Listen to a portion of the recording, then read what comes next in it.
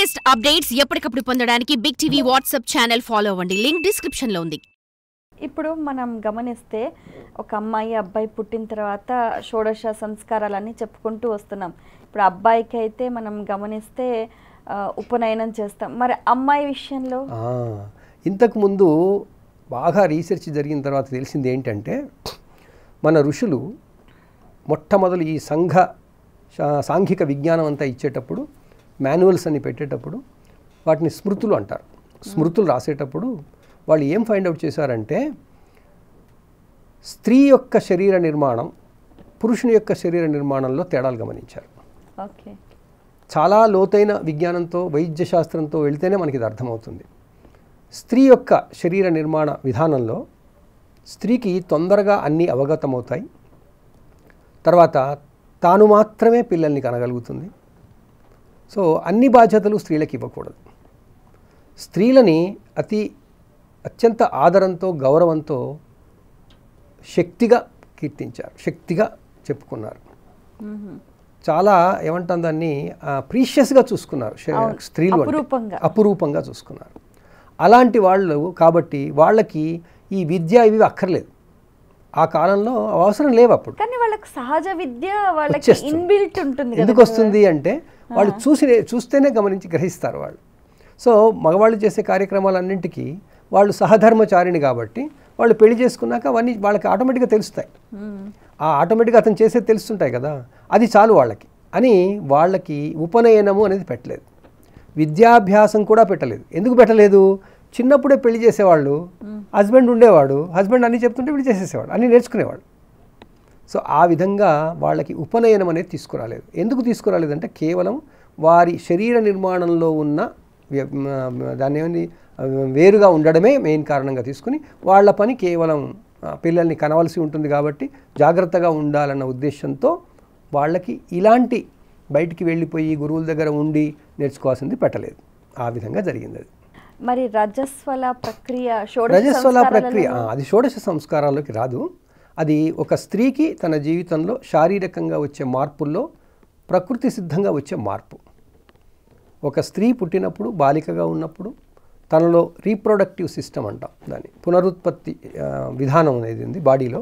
అది రావడానికి ప్యూబర్టీ అంటారు ఇంగ్లీష్లో. అంటే మన భాషలో రజస్వల అవ్వడం, ఋతుమతి అవ్వడం అంటారు, రజస్వల అంటారు. అప్పటి నుంచి ఆ స్త్రీలలో ఆ సైకిల్ మొదలవుతుంది, ఋతుక్రమం మొదలవుతుంది. ఋతుక్రమం కొన్నాళ్ల పాటు ఉంటుంది. ఆ ఋతుక్రమం ఉండే సమయానికి వచ్చినప్పుడు ఇంకా అప్పటి నుంచి ఆమెని అతి జాగ్రత్తగా చూసుకోవాలి కాబట్టి అతి జాగ్రత్తగా చూసుకుంటూ ఋతుమతి అయిన తర్వాత మళ్ళీ పెళ్ళి అయిన తర్వాత పిల్లలు పుట్టిన తర్వాత నడిచిపోతూ ఉంటుంది అలాగే. ఆ కారణంగా అది రజస్వల సంస్కారం కాదు, అది న్యాచురల్ ప్రాసెస్. సంస్కారం ఎప్పుడైనా న్యాచురల్ ప్రాసెస్ కాదు. సంస్కారం న్యాచురల్గా వెళ్తున్న స్థితిలో దాన్ని మళ్ళీ కావలసిన తీరుగా మలుచుకోవడానికి సంస్కారం. షోడశ సంస్కారాలలో ముఖ్యమైనది జీవితంలో ఆయువు పట్టు అన్నది ప్రతి ఒక్కరుగా భావించేది వివాహం. మరి ఇది ఏ సంవత్సరంలో చేయాలి, ఎవరు చేయాలి, చేయడానికి దానికి సంబంధించిన ప్రణాళికలు, వివరాలు? వివాహాలనేవి మన సంస్కృతి సంప్రదాయాలలో వరుడే చేసుకోవాలి. అందువల్ల మంత్రాల్లో కూడా చెప్తారు వరార్ధినీం కన్యార్ధినీం అని, అంటే కన్య కొరకు వెతికేటువంటి వరుడు అని.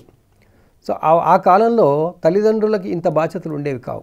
వరుడే ఒకసారి నేర్చుకొని వచ్చిన తర్వాత గురుకుల నుంచి వచ్చిన తర్వాత తానే ఇండిపెండెంట్గా డిసిషన్ తీసుకుని చేసుకునేవాడు.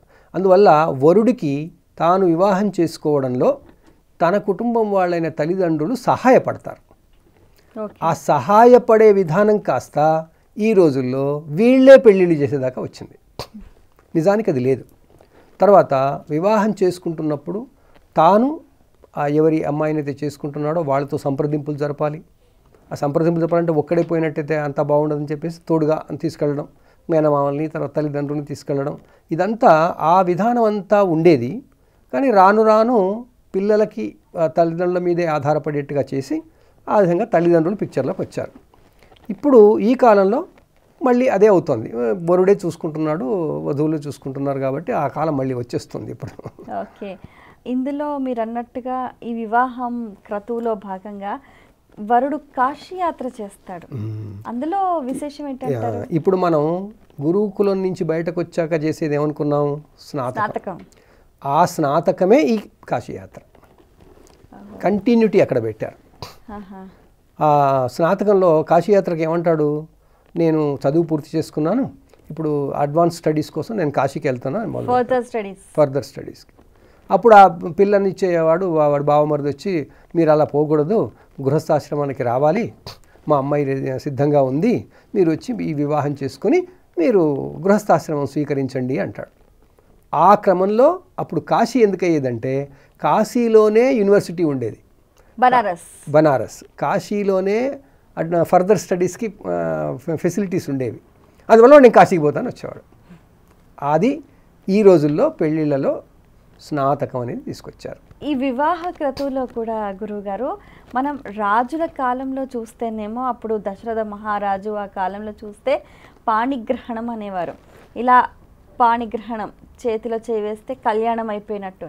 తర్వాత కొన్ని తాళిబొట్టు కట్టడము, తర్వాత కాళ్ళు కడగడము, తలంబ్రాలు, ఇవన్నీ వైదికంలో ఉన్నాయా? లేవు. ఇవన్నీ కూడా కాలక్రమంలో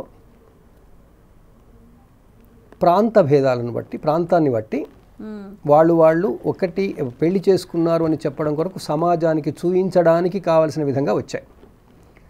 తలంబ్రాలు బియ్యంతో చేస్తారు.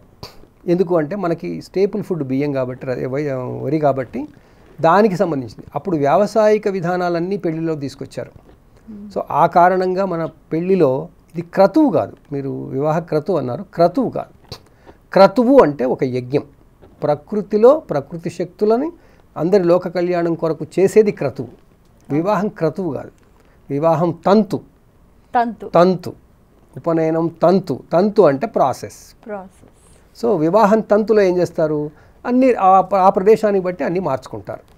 సో అదే ఆ కారణంగా మన వైపు అయ్యే వివాహాలు ఒక రకంగా అవుతుంటాయి, ఉత్తర భారతదేశంలో అయ్యి ఒక రకంగా అవుతుంటాయి, తూర్పు భారతదేశంలో అయ్యి ఒక రకంగా అవుతుంటాయి. ఏవైనా ఒక అమ్మాయి ఒక అబ్బాయి ఒక కుటుంబం ఏర్పరచుకున్నారు అని సంఘానికి డిక్లేర్ చేయడమే వివాహం.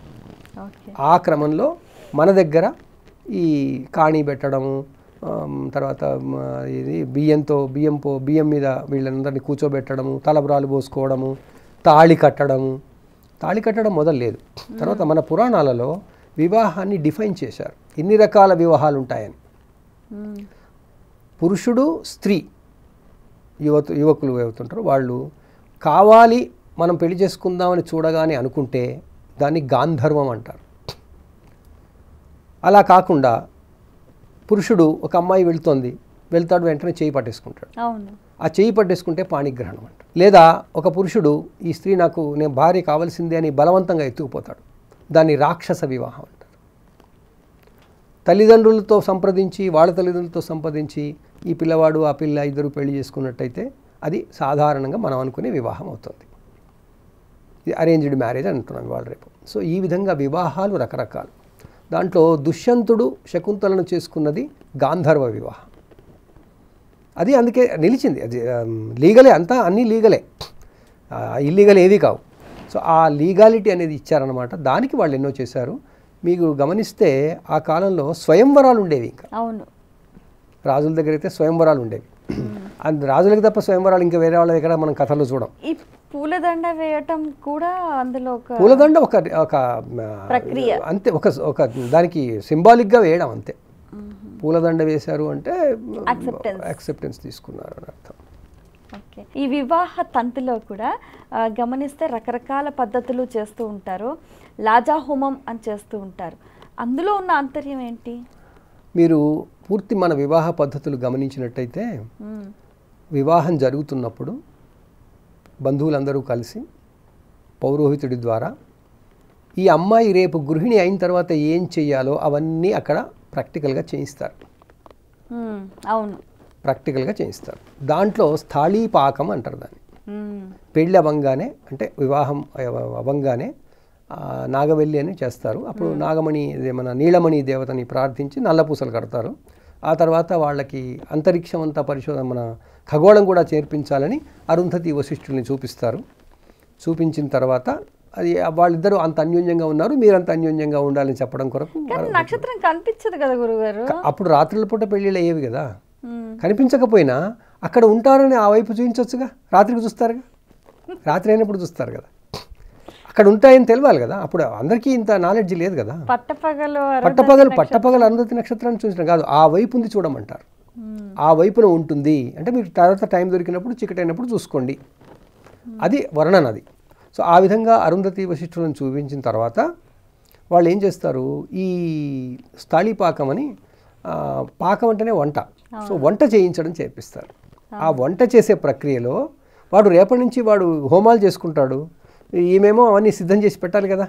అందువల్ల వడ్లని వేయించి పేలాలు చేస్తుంది. ఆ పేలాలతో భర్త హోమం చేస్తాడు. ఇది లాజ హోమం అంటారు. లాజ అంటే పేలాలు.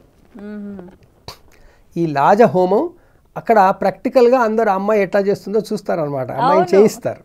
చాలా చమత్కారంగా, చాలా వేడుకలాగా ఉంటుంది, వేడుకలాగా ఉంటుంది. అంటే అమ్మాయికి సొంతంగా తాను ఏం చేయబోతుందో తెలియడం కొరకు ఇదంతా చేస్తారు.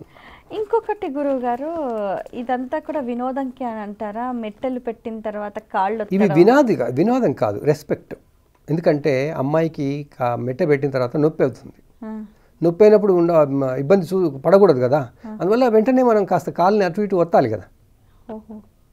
అది మ్యూచువల్ రెస్పెక్ట్. అది వాడు కేర్ తీసుకోవాలి కదా, తన భార్య కేర్ తీసుకోవాలి. కేర్ తీసుకోవడానికి వాడు బిగినింగ్ అది. మట్టెలు పెడితే బాధ అవుతే బాధపడకుండా ఒత్తడం. కానీ ఇప్పుడు నేటి కాలంలో ఎవరు మెట్టెలు పెట్టుకోవట్లేదు, నల్ల పూసలు వేసుకోవట్లేదు, గాజులు వేసుకోవట్లేదు. అవసరం లేదు. అయితే మెట్టెలు పెట్టుకోవడంలో మళ్ళీ సైన్స్ ఉంది, అది మనకి ఈ కాలంలో అవసరం లేదనుకుంటున్నాం. ఎందుకంటే మెట్టెలు ఎక్కడైతే పెట్టుకుంటామో అక్కడ నరాలని కంట్రోల్ చేస్తుంది అది, మెట్టె కారణంగా. ఆ నరాల కంట్రోల్తో మళ్ళీ వాళ్ళ బాడీలో బోలెన్ని మార్పులు వస్తాయి. గాజులు వేసుకోవడానికి అంతే, మెట్టెలు పెట్టుకోవడము అంతే. వీటన్నింటిని మనం మర్చిపోయాం, అంటే మనకి ఇప్పుడు అక్కర్లేదు అనుకుంటున్నాం. కానీ పాటించే వాళ్ళకి వాటి లాభాలు కనపడతాయి. సో ఈ రకంగా వివాహానికి సంబంధించి తంతు ముగుస్తుంది.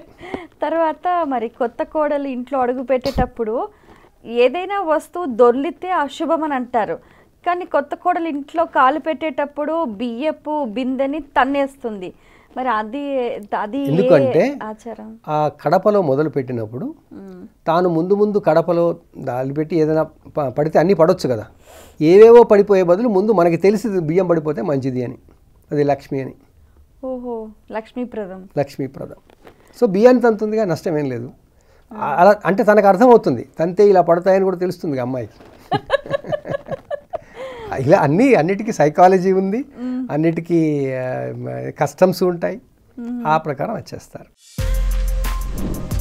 For more videos like this, subscribe Big TV channel.